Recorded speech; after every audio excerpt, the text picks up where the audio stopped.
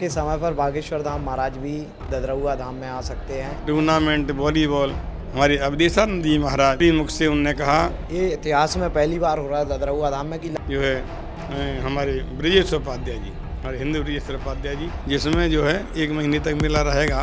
मेरा आपकी कृपा से सब काम हो रहा है, मेरा आपकी दया से सब काम हो रहा है।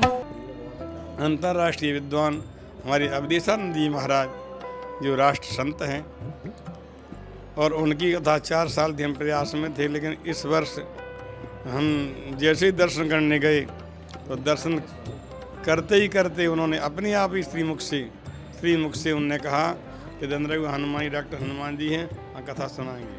और हमारी तबीयत भी कुछ ऐसी रहती है थोड़ी, तो हम ये सोच रहे हैं, विचार कर रहे हैं कि वहाँ तबीयत हमारी ठीक हो जाएगी, हमें कथा भी श्रवण करा देंगे।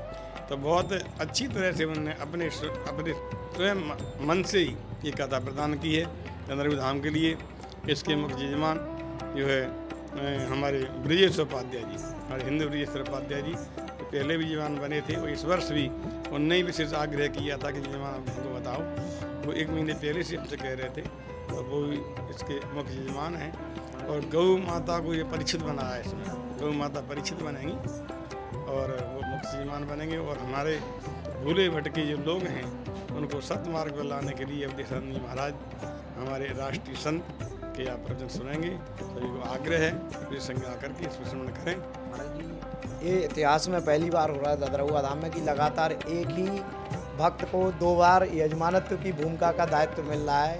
बेशक गौ माता को प्रधान रख करके वो इस कथा को कराएंगे, मुख्य यजमान की भूमिका का वही निर्वहन करेंगे आपके आशीर्वाद से।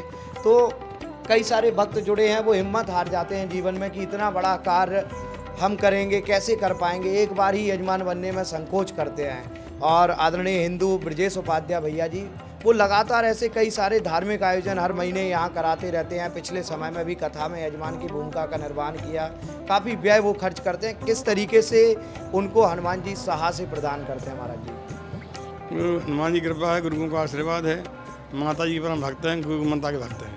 ये गौ माता की विशेष कृपा है कि वो दूसरी बार भी उन्होंने उससे पहले ही मन बना लिया था। इस वर्ष जो 2 कथा होने के कारण हमने कथा श्रवण भी नहीं कर पाई। हमारी इच्छा है दोबारा फिर हम परिचित बने, तो वो परिचित गौ माता को बना करके स्वयं जो है यजमान बने हैं। और ये हनुमान जी कृपा ही, हनुमान की प्रेरणा ही है। वैसे तो मतलब हर वर्ष अलग अलग ही बनते हैं। इस वर्ष उनकी खुद वो तो हनुमान जयंती कराना चाहते थे, हमें हनुमान जयंती दूसरी कथा करानी है, और हमसे तो कहने अनंताचार्य की करा देते हैं ना, हम इनकी वर्षी में कराएंगे। तो इसलिए जो है उनकी ऊपर कृपा है, गौ माता की कृपा है, मुनि माता जी की कृपा है, और गुरुओं का आशीर्वाद है, हनुमान जी की कृपा है। अरे हनुमान जन्मोत्सव के दिन भी कोई विशेष कार्यक्रम रहेगा? जैसे बीते समय में भी एक रिकॉर्ड बना था, बहुत बड़ा लड्डू, जो अभी तक का सबसे बड़ा लड्डू बना था पहले समय में। इस वर्ष क्या होने जा रहा है हनुमान जयंती के समय पर, जिसको हनुमान जन्मोत्सव के नाम से हम लोग पुकारते हैं? इस वर्ष तो हम बहुत अच्छा विशाल मेला भर रहे हैं, जिसमें जो है 1 महीने तक मेला रहेगा। इसमें सारी प्रशासनिक व्यवस्था रहेगी। और हनुमान जी से वैसे 2 वर्ष से ये मंजूरी मिल चुकी थी मेला की, लेकिन पूरी तरह से नहीं लगवा पाए थे। तो आधे चैत से आधे बैसाख तक यह मेला भरा जाएगा। उसमें सारी वस्तुओं का लेन देन भी होगा, और अच्छे खेल बच्चों के लिए रेंट इत्यादि मंगाए जाएंगे, नाव मंगाई जाएंगी। इसके आधार से जो है इसमें देखा जाता है, पिछली बार में भी बैलगाड़ी कई वर्षों से हो रही है। बैलगाड़ी को क्यों प्रधानता दी जाती है? अभी देखा जा रहा है हर जगह से बैलगाड़ी दौड़, और बैलगाड़ी ही विलुप्त हो गई है, गाँव में भी बहुत कम नज़र आती है। बैलगाड़ी ये धर्म का अवतार था। बैल ये धर्म था हमारा, उनकी सेवा भी होती थी, धर्म था, उनसे काम भी लेते थे और उनसे उपज भी अच्छी होती थी। तो उनको लोग भूल गए, फिर तो ट्रैक्टर होने की व्यवस्था खराब कर दी। हमारे धर्म के अवतार बैलों की जो बहुत विशिष्ट रूप से अब कोई इज्जत नहीं रही है। तो अब हम सोच रहे हैं कि शायद उसी हिसाब से फिर उसी आप आ जाएँ। ट्रैक्टर जब से चले हैं तब से जो है न तो गोबर की खाद मिल पा रही है, न जो है गौ का मूत्र मिल पा रहा है, और हमारी पूरी ज़मीन थी जो गौचर थी सब हमारी शासन के द्वारा सब पट्टे कर दिए गए, उन्हें दुरुपयोग किया उसका, तो हमारी गाय ही परेशान होने लगी।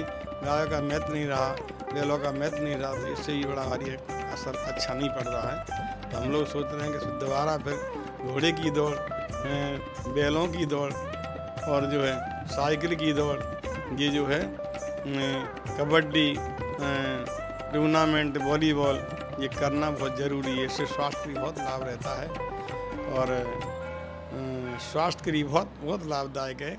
कहते हैं लोग जो है रोगी होते जा रहे हैं, तो निरोग होने की दवा भी है ये खेल कूद करना। तो इसलिए हर वर्ष ही हनुमान जयंती के अवसर पर और कुश्ती भी, बड़ा बड़े दंगल भी कराए जाते हैं, बड़े बड़े दूर दूर से पहलवान भी आते हैं, तो वो भी कराना बहुत ज़रूरी है। तो इसलिए जो है हनुमान जी कृपा से होता है, गुरु महाराज से होता है। तो हम इसे आग्रह करते हैं सभी लोग उसमें आएँ और इस दर्शक को जरूर देखें, उससे प्रेरणा मिलेगी आपको। महाराज जी, सुना जा रहा था हनुमान जन्मोत्सव के समय पर बागेश्वर धाम महाराज भी ददरहुआ धाम में आ सकते हैं कांक्षी सरकार के दर्शनों के लिए। तो ये तो उन्होंने बताया है अपने यूट्यूब पे चैनल पे बताया था कि हम ददरहुआ धाम में ही जन्मदिन मनाएंगे, तो वो जन्मदिन की बात है। लेकिन हमने उससे आग्रह किया है कि इस वर्ष कांक्षी सरकार पे कथा कराने के लिए 5 दिन की 5 दिवसीय कथा, हनुमान कथा। तो देखो अभी समय तो दिया नहीं है, लेकिन उन्होंने कह दिया है, तो अब उनसे प्रयास करते हैं मिल जाएगा। तो समय हनुमान जयंती के समय पर हो जाए या जेठ के महीने में हो जाए, वैशाख के महीने में हो जाए, तो उसका प्रयास कर रहे हैं। बहुत बहुत धन्यवाद पूज्यपाद गुरुदेव भगवान के चरणों में प्रणाम करते हुए हम अपनी वाणी को विराम देंगे। लेकिन उससे पहले यही कहेंगे कि जिस तरीके से धर्म का बीड़ा गुरुदेव ने उठाया और सनातन की अलग जगाते हुए गुरुदेव ने अपना सर्वस्व समाज को समर्पित किया है, वैसे ही आपको भी अपने जीवन का कुछ समय समाज के लिए, देश हित के लिए, राष्ट्र हित के लिए और आध्यात्मिक विकास के लिए देना चाहिए।